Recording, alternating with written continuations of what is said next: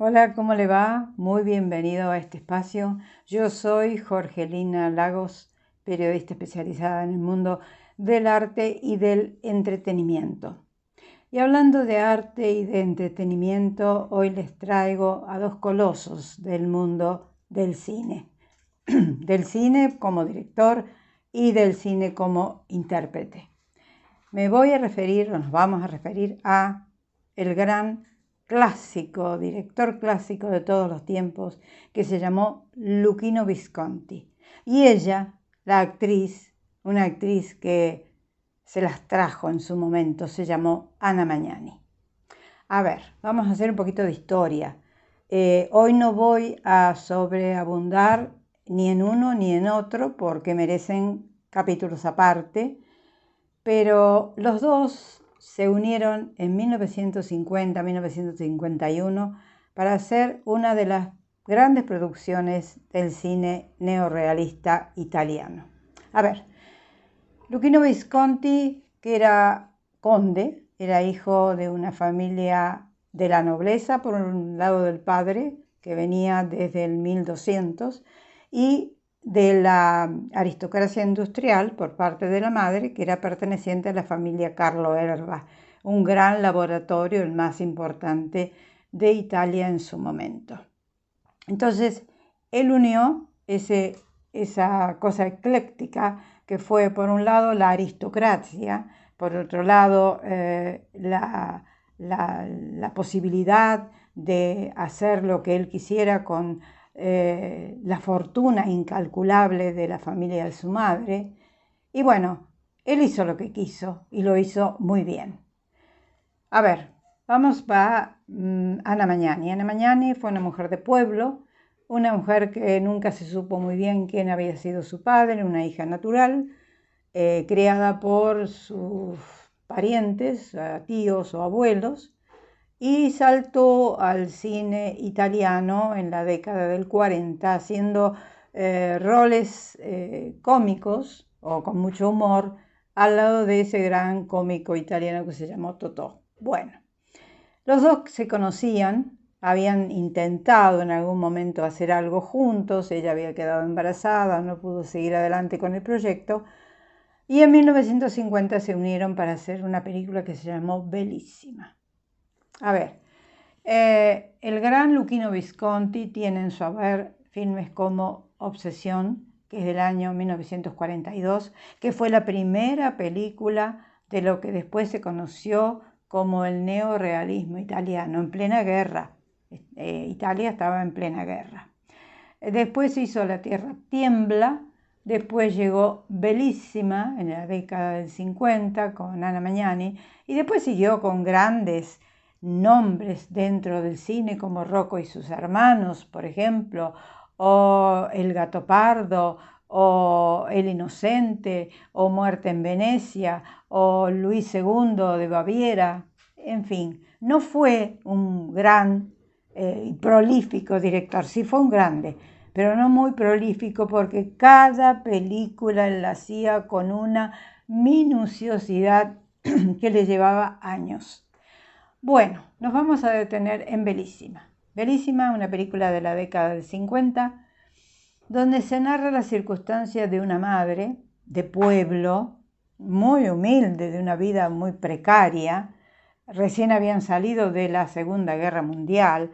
Roma estaba sumergida en la, no digo la pobreza, pero en la precariedad. Había que remontar todo eso. Y esta mujer de pueblo, encarnada por Anna Magnani, quiere a toda costa salvar a su familia y sobre todo salvar el futuro de su hija, una hijita de unos 6 o 7 años. Entonces se entera de que en Cinecittà, es decir, esos estudios italianos tan magníficos que ya habían funcionado en la época de los fascistas, en la época del Duce, estaban buscando a una niña para una película. Entonces ella se presenta al casting, donde hay cientos de madres y cientos de niñas para ser elegidas para una producción. Entonces ella está desesperada porque quiere que su hija salvándola a su hija, va a salvar también a la familia, porque el marido está sin trabajo, porque ella hace algunas esporádicas incursiones en el mundo de los servicios domésticos. Es muy difícil para esos italianos de Roma seguir adelante en ese momento clave de que había ya llegado el plan Marshall y los italianos estaban aspirando a otra cosa, los pueblos de las grandes capitales y sobre todo de Roma. Esta mujer lleva a su hijita, se conoce con alguien que tiene que ver con la producción, trata a toda costa de que la niña quede seleccionada. Bueno, después de mucho esfuerzo y de mucho dar vueltas, la niña queda seleccionada, pero ella se entera, sin querer, de que los que la han seleccionado, se burlan de la niña, dicen que es fea, que no tiene posibilidades histriónicas, que es descartable, pero como por lástima, la van a hacer participar en esa producción que se está armando. Ella se entera de eso, oye que están hablando de eso, toma a su niña, se vuelve a su hogar y se da cuenta de que ese mundo de fantasía en el cual ella había querido sumergir a su hija, en contra de la voluntad de su esposo y de todo el vecindario, las familiares que la rodeaban, no era para ella, no era para ellos en esas circunstancias. Usted sabe que en Italia, en Roma sobre todo, fue muy común que se hicieran estos concursos para elegir niños supuestamente prodigios para participar en películas, o si no, después de haber descartado a todos los elencos que tenían que ver con el fascismo de Mussolini, se tomaron nuevas figuras que la mayor parte de ellas, sobre todo las mujeres, salían de concursos, Miss Italia, Miss esto, Miss lo otro.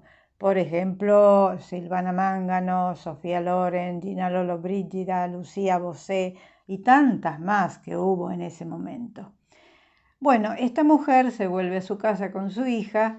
Los directivos de la empresa cinematográfica que van a hacer esa película se enteran de que está desesperada, la vuelven a llamar como por lástima, pero ella no quiere saber nada. Ella se da cuenta de que ese no es el espacio que a ella y a su hija, sobre todo su hija, que va a ser la que va a ser lanzada al supuesto estrellato, no es para ella. Entonces ella prefiere el hogar y mantener su matrimonio y todo eso.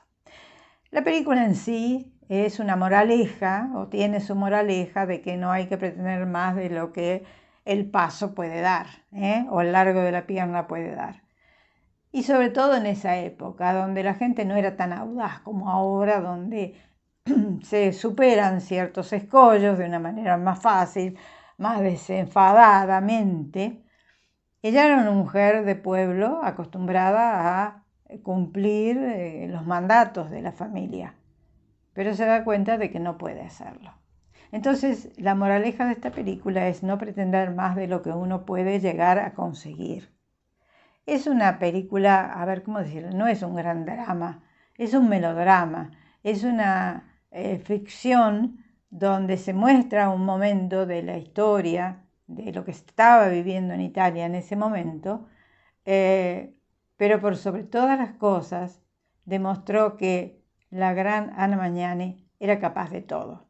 Ella ya había mostrado su capacidad histriónica en algunas producciones que no le habían hecho mayor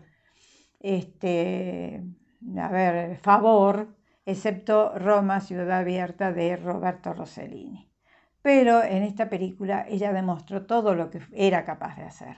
Todo ese empuje, toda esa garra, toda esa voluntad puesta al servicio de los suyos, como era la imagen que ella proyectaba en la película, o en las películas, que después siguió haciendo filmes. Se fue a Estados Unidos, consiguió un Oscar gracias a La Rosa Tatuada, bajo los libretos de Tennessee Williams, en este caso. Tennessee Williams, que la había conocido en Roma, escribió varios trabajos cinematográficos para ella, pero donde más se destacó fue en La Rosa Tatuada. Después volvió a Italia, no le fue muy bien. Roberto Rossellini, que era su amor en algún momento de su vida, ya tuvo muchos esposos, muchos amantes, la dejó por Ingrid Bergman, eso la bajoneó mucho. Y bueno, su carrera empezó a andar a salto de mata hasta que finalmente murió muy joven todavía, en un cáncer que la invadió por completo en un momento determinado. Y al mismo tiempo, quiero decirles que Luchino Visconti, que había sido el director de Bellissima, la dejó hacer porque la amaba y la valoraba como actriz, la admiraba. Dejó que la película prácticamente estuviera en las manos de ella. No le dirigió tanto, la dejó hacer. Y lo que salió fue maravilloso, por cierto. Después la vimos a Ana Magnani en otras producciones, como le decía, la de Rossellini, y la vimos en una película de Pasolini, donde posiblemente ella fue donde más se lució, Mamma Roma. Y bueno, eso por el lado de Ana Magnani. Por el lado de Luchino Visconti, quiero decirles que Bellissima fue la tercera producción que él hiciera para el cine, después de haber hecho Obsesión en 1942, que fue la primera película de lo que se llamó el neorrealismo italiano. Después vino La Tierra Tiembla, sobre las paupérrimas condiciones de los sicilianos en ese momento. Después siguieron, bueno, de Bellissima hizo otras producciones como Rocco y sus hermanos, donde prácticamente cerró su etapa de director relacionado con el neorrealismo, y ya empezó otra etapa. Empezó la etapa donde él mostró realmente lo que él era. Él era un aristócrata con muchísimo dinero y con una capacidad o capacitación cultural única, exquisita. Él fue además regisseur, puso junto a Maria Callas óperas inolvidables en la Scala de Milán, porque su familia era patrocinadora de la Scala de Milán, o sea que él se crió yendo todos los días a la ópera, y todos los días, porque en ese momento, no sé ahora, pero en ese momento la Scala de Milán era funciones diarias. Él después se trasladó con el dinero de su padre, se trasladó a París, ahí se dio cuenta de que tenía que hacer algo con su vida, y a los 20 y pico de años empezó a ser asistente de director de Jean Renoir. Se conectó con los grandes intelectuales de su época en París, y allí se dio cuenta de que esa vida de molicie que él había vivido hasta ese 20 y pico de años no podía ser, y tenía que, todo su conocimiento cultural tenía que volcarlo en algo. Lo volcó en el cine y en la puesta en escena de óperas, pero eso es otra historia que algún día vamos a referirnos. Sobre todo quiero referirme al Gato Pardo, porque además de ser una gran producción cinematográfica, tuvo o tiene que ver con uno de los libros más bellos que haya dado la literatura de los últimos siglos, que es El Gato Pardo de Lampedusa, justamente. Bueno, de esta manera yo quería traerles un momento de la historia del cine, de la historia de la cultura del siglo XX, de este hombre que se llamó Luchino Visconti, que falleció en la década del 70, que hizo unas puestas en escenas únicas, porque la minuciosidad con que él trabajaba sus fotogramas era la misma minuciosidad que él había vivido en una familia opulenta, con villas en todas partes de Italia, viajando permanentemente por el mundo. Bueno, él mostró su mundo, pero tuvo en alguna situación de su vida un acercamiento con el Partido Comunista. Entonces fue muy divertido, porque decían que solamente el Espíritu Santo podía entender cómo un conde italiano pudiera ser además miembro del Partido Comunista o adherir al Partido Comunista.